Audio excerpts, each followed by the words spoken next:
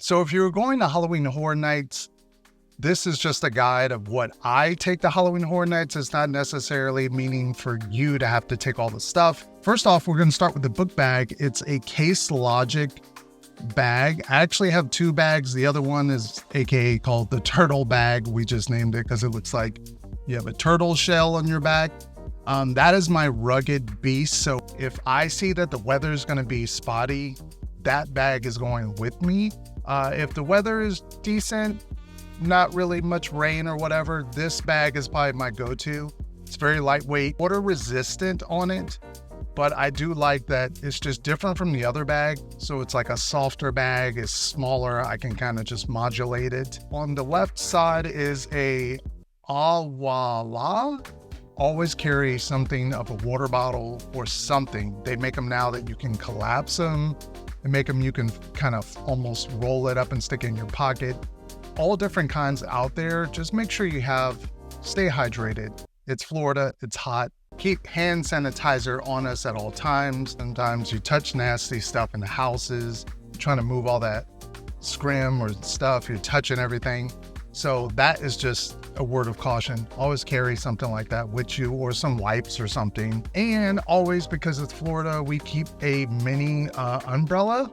It was really, really cheap to buy this, and it's compact, it's nice. And it's also cheaper just to be prepared as opposed to waiting when you're in the park and then buying their ponchos. You can just buy an emergency poncho for like probably $2, keep it in your pocket, good to go. Recently got this. If you do not know, this is a Peak Design strap camera holder. So the problem was, a lot of times when I go to the events, I carry obviously my camera that I'm recording on. And when you go into the houses, you cannot record. So I have to put the camera away. And then it's a hassle of, let me take off this book bag and trying to adjust and putting the camera into the bag. I've seen this before, but shout out to the Putus. They're the ones that kind of, inspired me to buy it just because I saw them using it. There's two things I don't like about this, and I'll tell you real quick, is that you have to have a special tool to take it off. You can't just take it off with like a regular screwdriver or your hands. You have to have a special tool. And number two, if you're carrying this around all day, this metal strap, unless there's something I'm missing or some kind of way, this metal strap will dig into your arm depending on the camera and depending on the heaviness of it. So that is one scenario as well. There is on the bottom, that is where you carry all your camera stuff if you are someone that's traveling to the event. It's sort of a secret pocket. You don't have to carry this for camera. You can just carry around medical supplies or whatever else.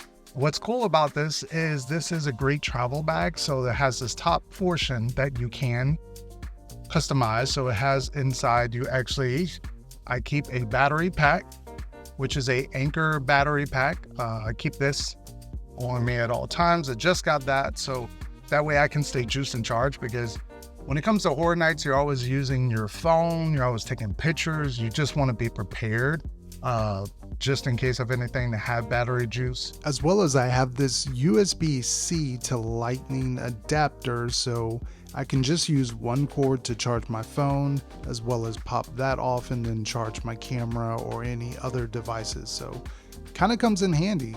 Keep a microfiber cloth.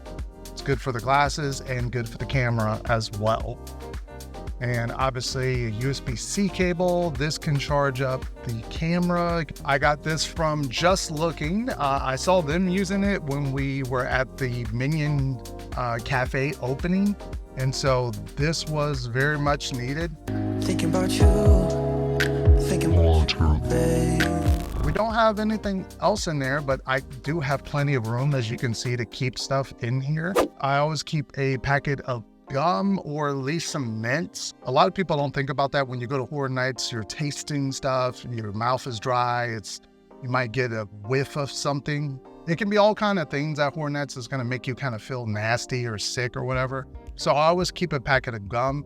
It's also my key to staying calm when I'm in the line for a haunted house and I'm really nervous and I don't know what's inside, I'm scared. I'll chew a piece of gum right before we go in, and I'm good to go. It kind of calms my nerves. Other people might have different tactics. Fudge factor, they mentioned something about wearing earplugs. Tip number 5, it might sound silly, but bring some earplugs.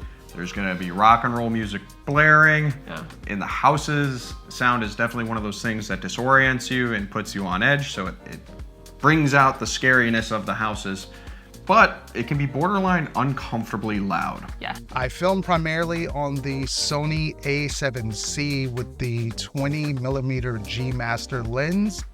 Thank you guys for tuning in, and check out this video about Halloween Horror Nights payment plan, which is something I never knew existed. Thank you all, and I will catch you on another video very, very soon. Peace out.